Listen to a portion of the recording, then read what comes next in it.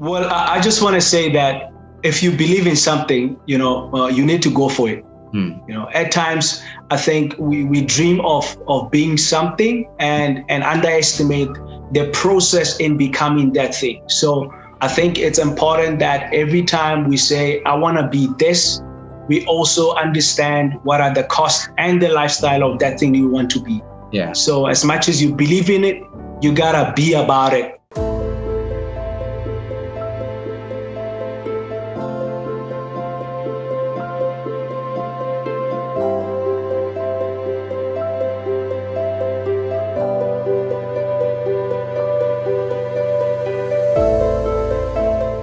Hey everybody, welcome to another episode of the Leaders Podcast. I'm your host, Mpomunsu, and our goal and mission with this show is to introduce you to stories of young people across the globe who we believe are the next generation of thought leaders in their respective fields, right? This episode's guest is formerly known as Kgolagano Rakhudu, who is the director of the Royal Bafokeng Junior MBA program, a youth development program that uses basketball and sports as a vehicle for purpose and meaningful existence for youth in the Royal Bafokeng Nation and the continent at large. At the cusp of his career, after years of coaching at the Royal Bafokeng region in 2018, Kgolagano was named the head coach of the Team Africa and Middle East at the Junior NBA International Championship held at Disneyland here in America, where his team went on not only to participate, but to win the championship after beating the Canadian team a whopping 93-75, a milestone in his trajectory that will indeed catapult his trajectory in the industry. Furthermore, he was recently named the Mail and Guardian's top 200 South Africans acknowledged for the work that he's doing to empower youth, where Kgolagano expressed his delight where he described 2020 as the year where it came all together for both himself and his team, the Junior MBA program in the Royal Bafokeng. Think of the upcoming Amadou or perhaps the next prestigious Seeds Academy in Senegal. Think of Kgolagano Rakhudu and his team, the Royal Bafokeng program. Without any further ado, Kgolagano, thank you so much for joining us here at the Leaders Podcast. Thank you so much, Mpo. It's indeed a privilege to be in this podcast.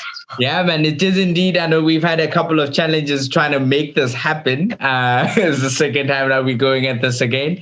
But I believe that, this time we can do justice to your story and really ensure, that the quality of the content, it really encapsulates the work that you guys are doing with the Junior MBA program. And I think personally for me, when I look at the work that you're doing, Kgolagano, together with the Royal Bafokeng Sports and NBA program, I think it's a program that stands for change, a program that accelerates the trajectory of youth in the region, and one that has truly impacted the lives of youth across the region. So quite excited to really delve into that work. Yes, sir.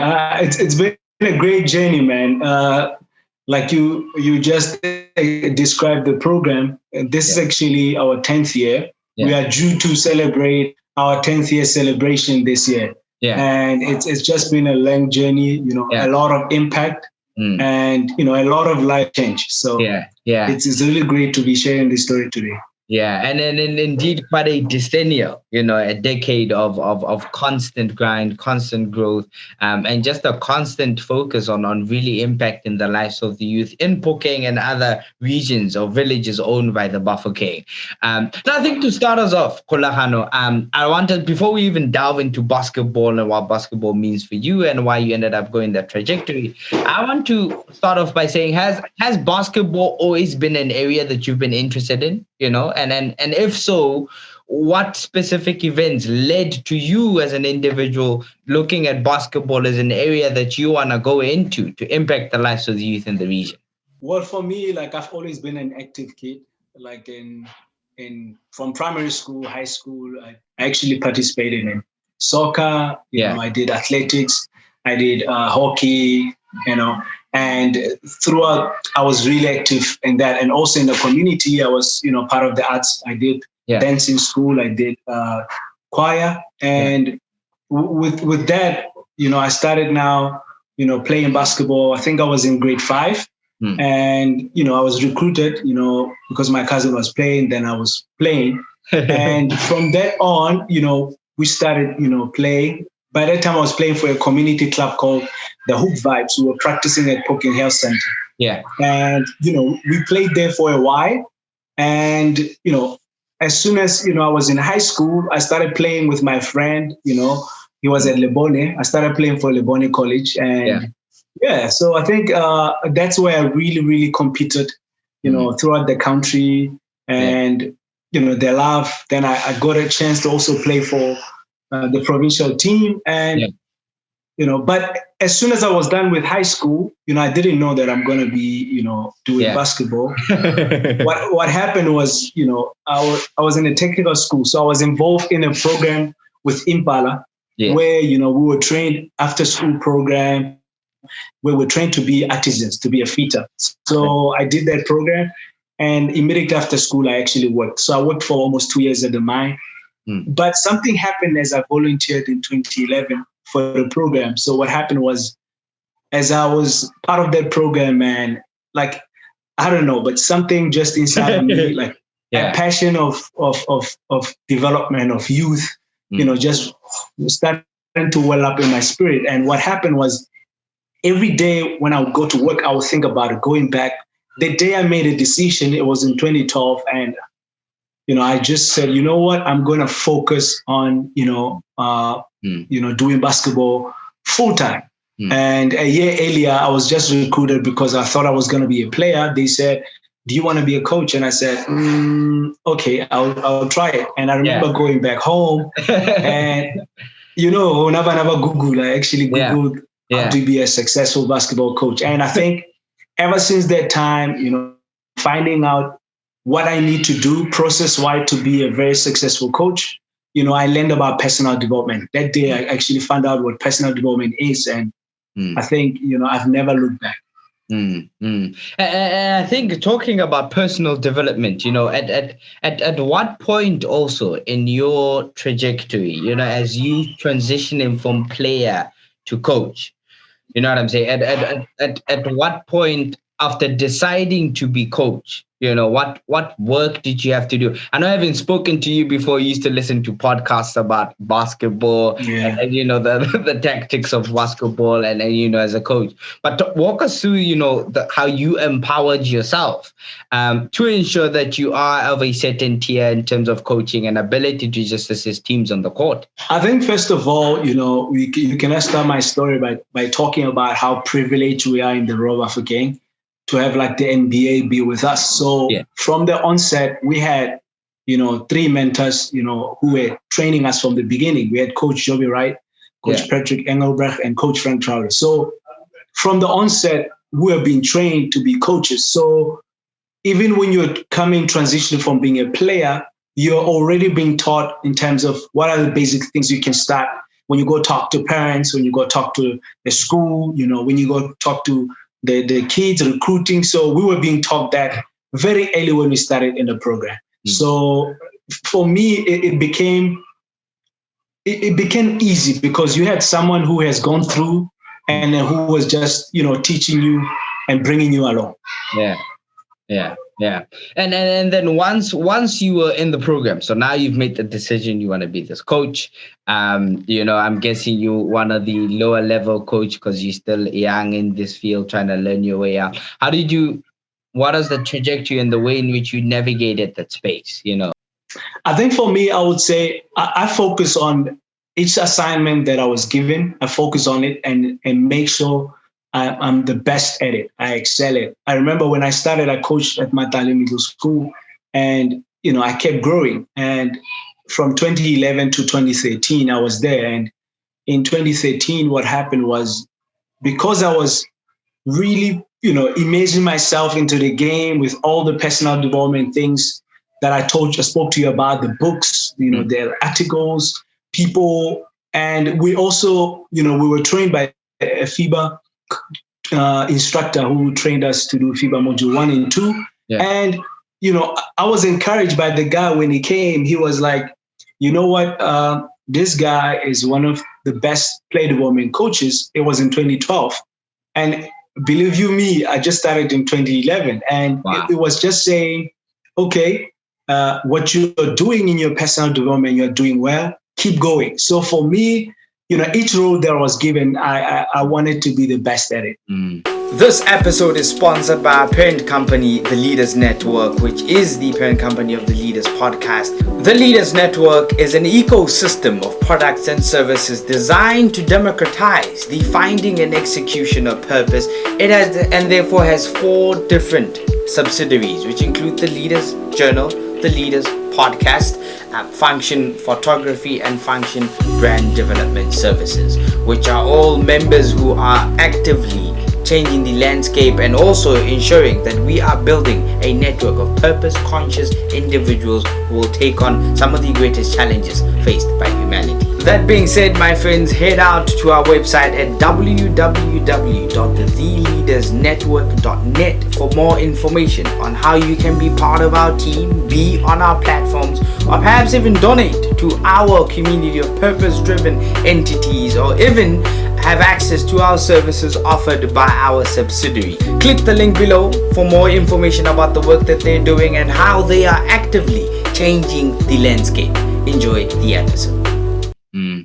Which really does speak testament, to somehow now how you hold some of the key roles in terms of the junior MBA program, and together with our Bafokeng Sports, And I think as a kid who is from Bafokeng, and I think of also just the cultural complexities or the depth that youth face, as challenges that they face in their day-to-day lives. Listening to you reminds me that occasionally, sometimes when a dark cloud that the dark clouds does disperse, an array of sunlight does permeate, giving hope for the potential that sport can be leveraged to benefit both present and future generations.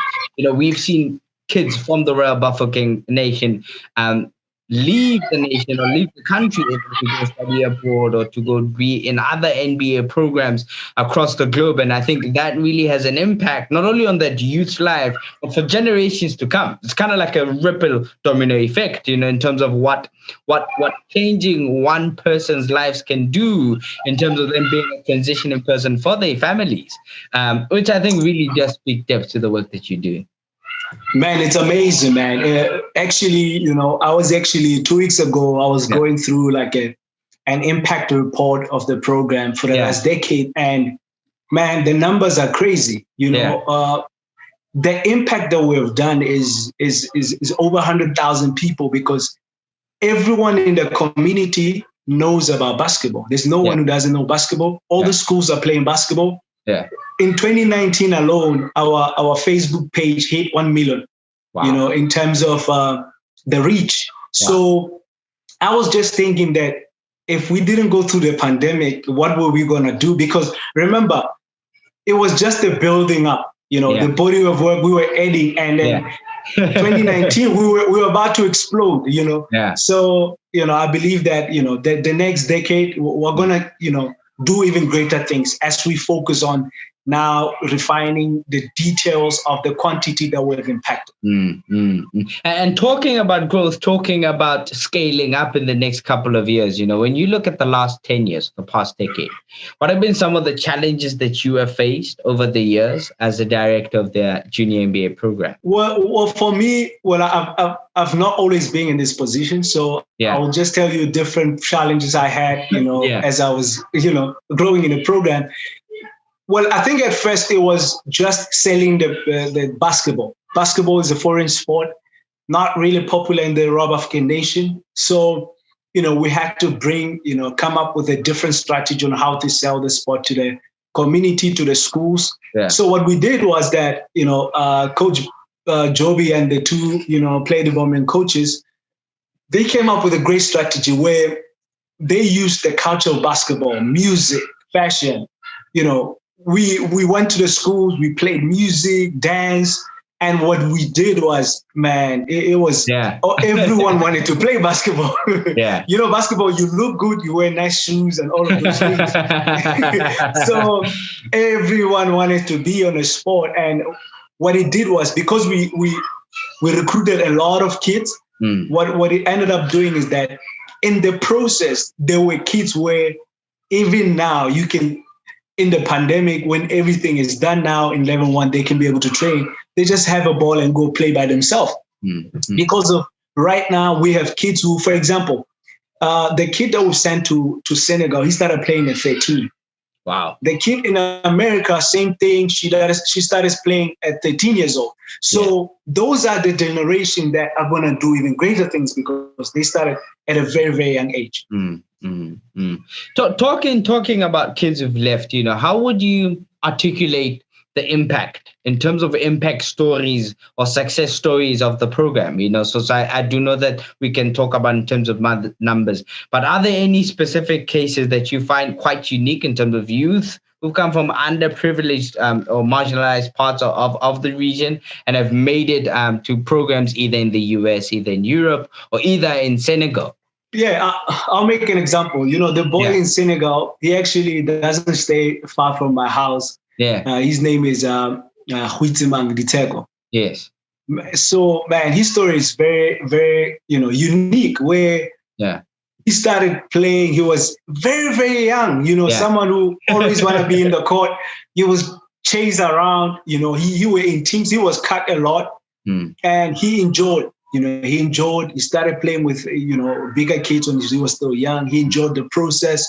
He went to Matale, and as soon as, recognized his talent, he was sent to Kitong, and one thing I like about him, as much as he was a good player, he worked very, very hard, on his academics to improve, and it all came together for him. I remember he attended basketball with our Borders camp, and, he learned a lot. He saw the level, and as he saw the level, he came back and kept working.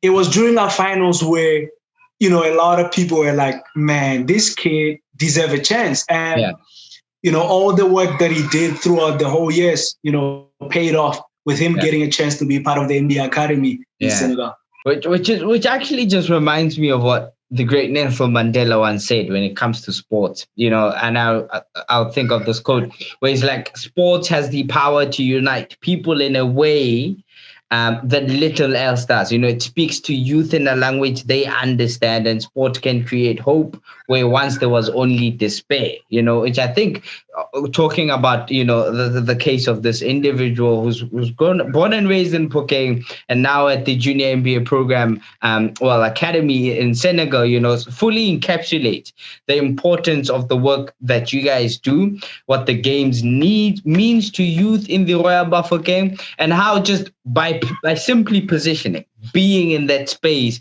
they're able to kind of change the trajectory of their lives, and I speak about this because when I think of the programs, I luckily last year had the privilege of attending a program by one of the other companies in and around the region, which I think I saw you and you guys were also part of, where students from across the continent from all 4 different cardinal points. I think we had students from Tanzania and some regions of South Africa come in for this 4-day camp. And I was really blown away by the deliberate intent and focus of not only just making these athletes really good on the court, but also the focus of who they are as individuals off the court. I walked in some of the discussions sessions that were run in which the athletes were talking about feminism, or they were talking about social justice, and how do they use sports as a platform to really advocate for justice causes that are close to their heart. So talk to me about why you think not only it's important for these athletes to be really well on the court, but why you think it's also important for them to be really brilliant individuals off the court. Why this holistic development? Why is that a key component in your sustainability? Hey man, it's very, very important, to when you develop players to not only focus on the court, and you gotta focus on the holistic development where the academics is very important, and also the life skills aspect of it is very, very important.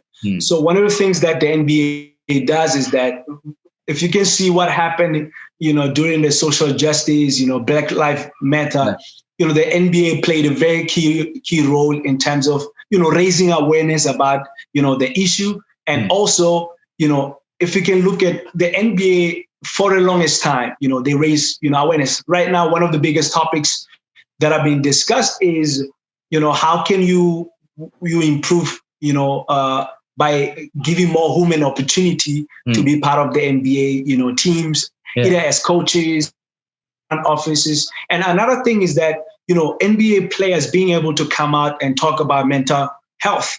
We all know how much mental health it is. So we are teaching our kids from a young age, to be able to be aware of, the platform that they have or the power of sport. Yeah. Yes. Yeah. Yeah. And talking about development, when it comes to you as a person, I know we are also in the same personal development with the Coach T family.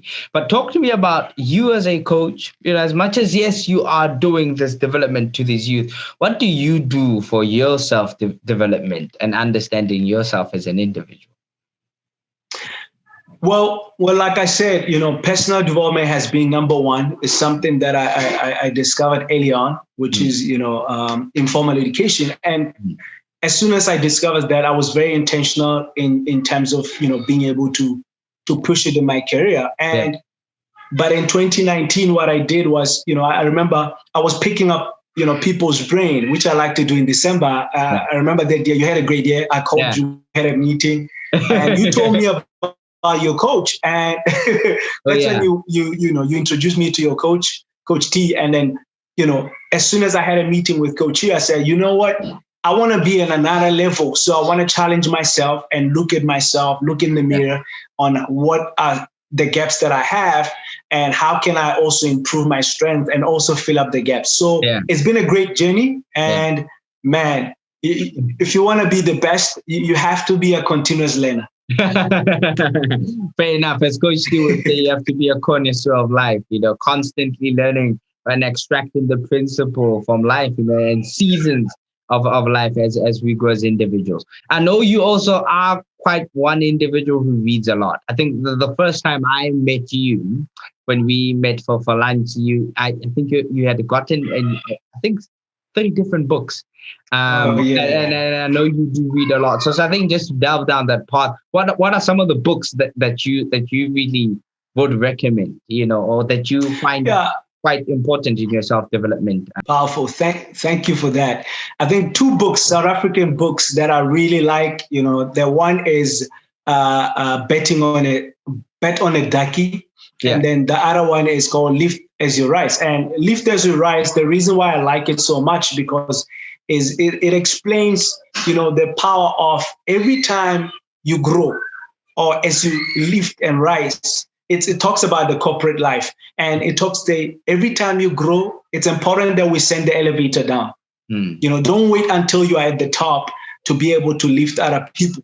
As you go along the journey, it's important that as much as you learn things, you need to pass it through so that we can lift others as we go along. Which I think is important because I think in many ways at the end of the day, sometimes we can be so focused in doing that we forget to simply be, right? That sometimes it's all about getting into that next goal. And you, over time, when you look back, you just spend much of your life just going from goal after goal after goal, that you really forget that essentially what matters at the end of the day is the people you have in your life, right? And I think one thing that would be sad is that you reach a point in your life where you've achieved all the accolades, but you have an empty row. You have an empty front row in which some of the people that you care about have just left your life because you did not focus, in a relationshiping and really ensuring that as I am lifting as an individual, that I'm consciously lifting the individuals of those around me. So I think I really love that. So talking about lifting, talking about growth, what are some of your hopes and dreams for the program going forward? Well, at this point in time, we've been thinking about, what's the next level of the program, and also how can we improve the work that we have done in terms of looking at, the depth of, the messages that we've impacted, and also what are some of the things that we need to add. So one of the things that we're looking at is that, introducing an intentional elite development program, and also refining what we already have. For example, we have a primary school league that have 31 schools and 62 teams. That is both boys and girls. So in that is a youth 18 program. So we're looking at ways to say, how do we become intentional to make sure that kids start playing at 6 years old, so that this become, a sustainable program for generations to come. And also, we also become intentional in being able to develop and find the best player, because the more kids that we have, we can find one or two players who can really, really be special and get a chance to play overseas or play in college here in South Africa. Which I think is quite important to think about what young people and the next generation of teenagers, how do we start making that palatable for them? And I guess it's going to be, to some extent, a little bit easier given that their elders, their brothers and sisters have now developed a taste for basketball. In terms of yourself, on a personal level, when you look at your life in the next 5 to 10 years, what are some of your hopes and dreams for yourself as Kgolagano Rakhudu? Yeah, so for me, like I've really started, dreaming about what is really my next level. But at this point in time, I'm very passionate about, patience, and I see myself, grow in that area and be able to fit into either the grassroots program, or the elite program, for the NBA. That's my goal for NBA Africa. Yeah. So talking about you, your personal level, your goals, what would you say is your message to the world? Well, I just want to say that if you believe in something, you need to go for it. At times, I think we dream of being something and underestimate the process in becoming that thing. So I think it's important that every time we say, I want to be this, we also understand what are the costs and the lifestyle of that thing you want to be. Yeah. So as much as you believe in it, you gotta be about it. By getting better 1% every day. Yeah. As Beyonce said in one of her famous videos, speaking about being about that action, that it's one thing to speak it into existence, but it's another thing to think about how do we act it into existence, which is quite practical, and makes it less abstract. Right. I think, how can our listeners and our viewers stay in touch with the work that you're doing? So they can follow me on my socials at Kgolagano Rakhudu, and in Facebook and LinkedIn, and on Instagram and Twitter at Kgolagano R. Right. Thank you so much, Kgolagano. Right, guys, there you have it from Kgolagano Rakhudu himself. Guys, go read and look what he's about all on his social media pages. We will be sharing the links to some of the work that he's doing once we release his episode. Once again, here at the Leaders Podcast, we believe that as more and more young people grow conscious of their unique purpose, as they discover their hidden pearl, they essentially add value to society in the only way they can. Please remember to follow us on our YouTube, Instagram, Apple Podcasts, Google Podcasts, Spotify at The Leaders Podcast. And if you enjoyed this episode, please remember to like, share, and comment with at least 2 people who you believe will find this episode quite valuable. Until next time, remember, guys, be legendary. Thank you.